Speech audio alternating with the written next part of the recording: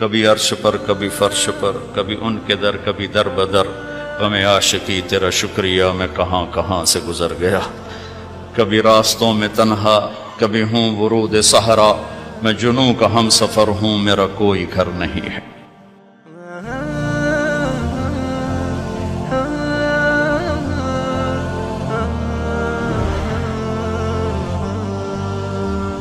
اللہ نے اپنی محبت کی جو تشبیہ دی وہ باپ سے نہیں دی کہ میں اپنے بندوں سے باپ سے زیادہ پیار کرتا ہوں، اللہ نے تشبیہ دی میں اپنے بندوں سے ماں سے بھی زیادہ پیار کرتا ہوں، کہ جو قربانی ماں دیتی۔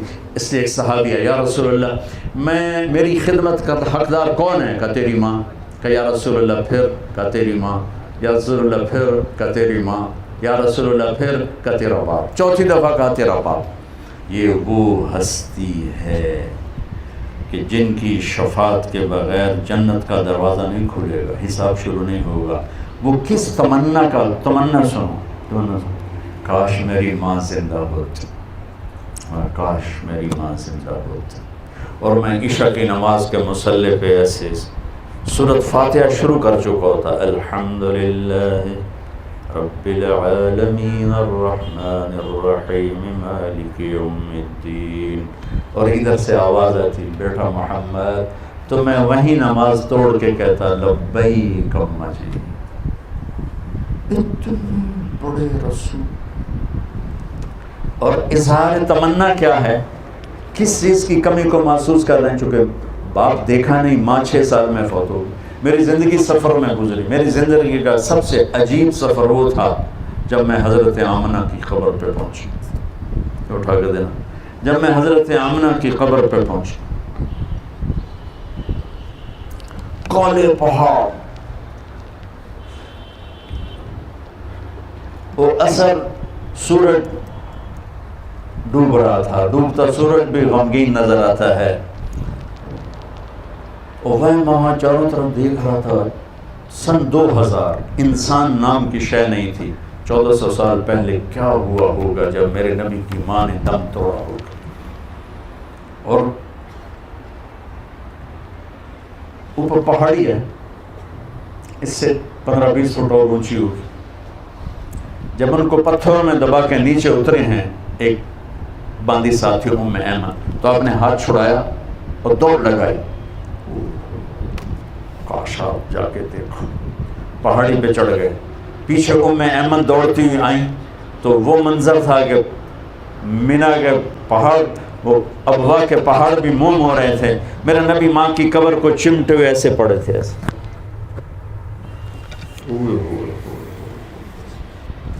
جب ام ایمن قریب ہوئی تو آپ نے سنا، آپ کہہ رہے تھے ماں جی آپ کو تو خبر تھی آپ کے سوا میرا کوئی نہیں، پھر آپ مجھے چھوڑ کے کہاں چلی گئی؟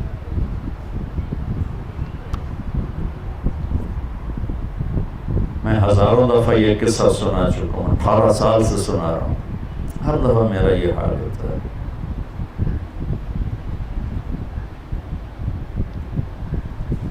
ام ایمن نے اٹھانے کی کوشش کی، انکار کر نہیں، چھوڑ دو، یہیں چھوڑ دو،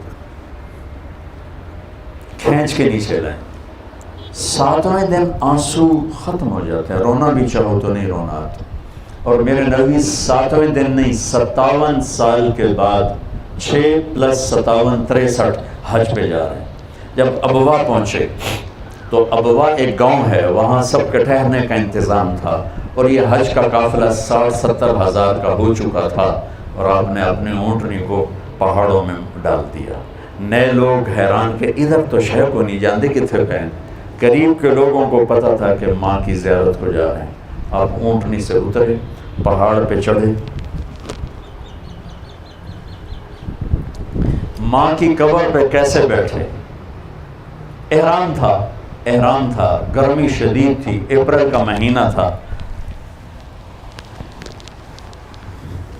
یوں جیسے بچے بیٹھتے ہیں، گھٹنے اٹھائے، ہاتھ گھٹنوں پہ رکھے اور سر گھٹنوں میں دیا،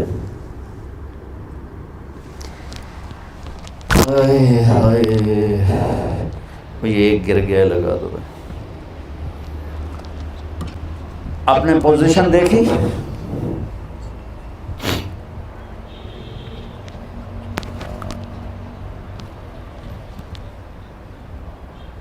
مجھے دے دو۔ اس کیفیت میں جو میں نے آپ کو فزیکلی کر کے دکھائی، شدید گرمی تھی، شدید، اور آپ مسلسل روتے گئے، اتنا روئے کہ آپ کا احرام بھیگ گیا، داڑھی بھیگ گئی، سینہ بھیگ، روئے جا رہے ہیں۔ اور پھر کب اٹھے پتہ نہیں، لیکن اعلان فرمایا کہ میں آج رات اپنی ماں کے پاس گیا۔ ماں باپ تھوڑی مدت کے ساتھی ہوتے ہیں، چلے جاتے ہیں، انہیں دکھ دے کے بھیجنے والوں سے بڑا بد نصیب کوئی نہیں ہوتا ہے۔ میرے نبی سے پوچھا گیا، یا رسول اللہ قیامت کب آئے گی؟ آپ نے فرمایا اللہ کو پتہ ہے۔ کہا کوئی نشانی بتا؟ تو آپ بچیاں غور سے سننا، بچیاں، یا رسول اللہ کوئی نشانی بتا دیں۔ تو آپ نے فرمایا جب بیٹیاں بھی ماؤں کو ذلیل کریں گی تو کیا ہوتا ہے؟ جب بیٹیاں بھی ماؤں کو ذلیل کریں گی تو کیا ہوتا ہے؟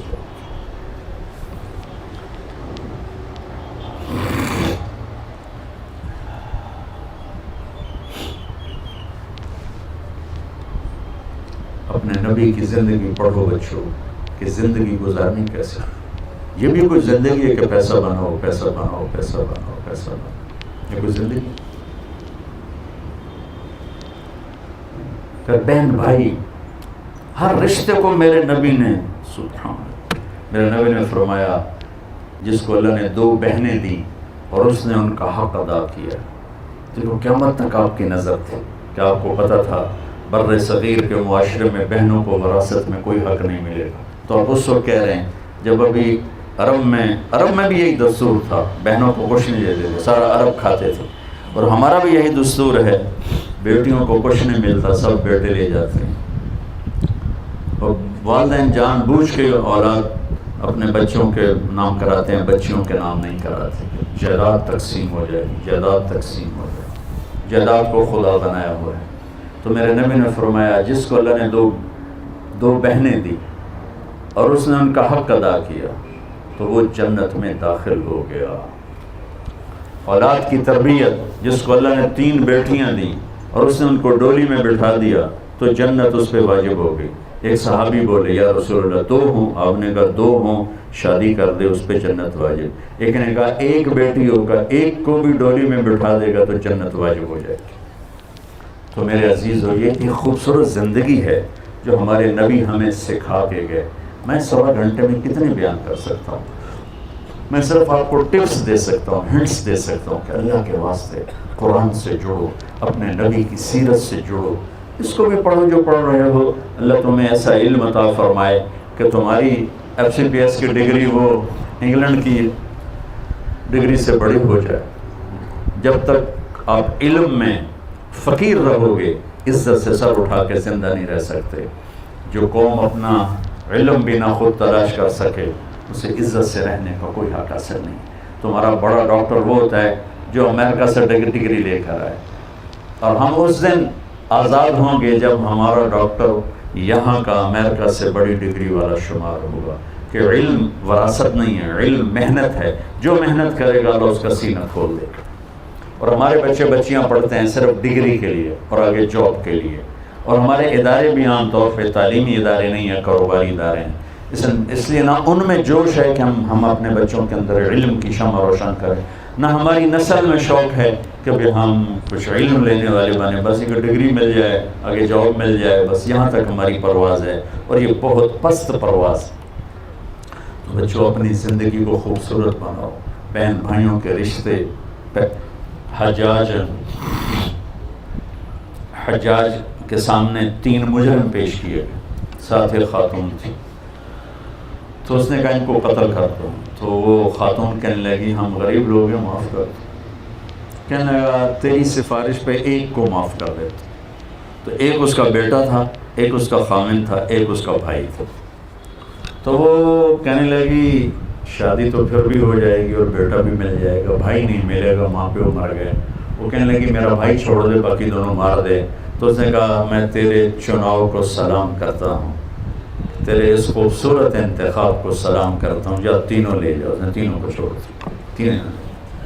تو بھائی آج سب سے زیادہ لڑے ہوئے بہن بھائی، نفرتیں بہن بھائیوں میں ہیں، دوریاں ہیں، شدتیں ہیں، سختیاں ہیں، پیچھے کوئی بڑے مسائل نہیں، زبان کا بول، اس نے مجھے یہ کہہ دیا، اس نے مجھے یہ کیوں کہہ دیا۔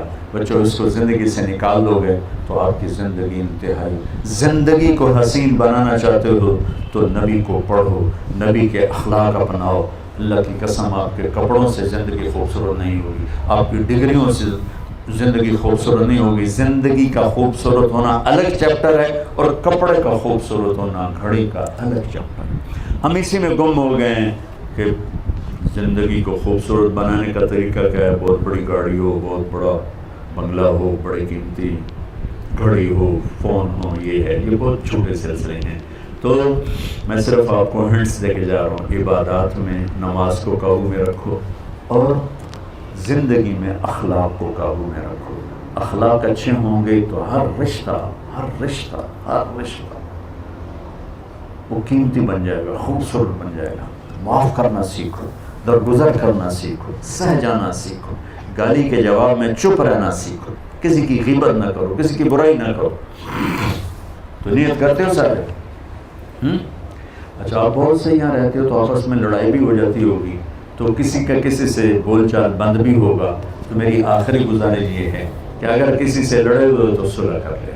اللہ کو پسند نہیں کہ دو مسلمان آپس میں بول چال بند ہو۔ جب بول چال بند ہوتا ہے تو اللہ ان کی فائل بند کر دیتا ہے۔ اللہ تعالیٰ فرماتا ہے جب تک یہ صلح نہیں کرتے ان کا کوئی نیک عمل مجھ تک نہیں پہنچنا چاہیے۔ آپس میں بول چال کا بند ہونا اتنا خوفناک کام ہے۔ تو اگر آپ اپنی عمل کو بچانا چاہتے ہیں، اپنی نیکیوں کو بچانا چاہتے ہیں تو کسی سے لڑو نہیں، ہو جائے اونچ نیچ تو بول چال بند مت کرو، بول چال سے باقی رکھو، خود پہل کر لو، وہ ذلیل کرے خاموش ہو کے سن لو، تو انشاءاللہ آپ دیکھنا یہ دنیا بھی آپ کے لیے جنت بنے گی اور آخرت تو جنت ہے ہی۔ اللہ تعالیٰ مجھے آپ کو عمل کی توفیق بخشے۔ السلام علیکم۔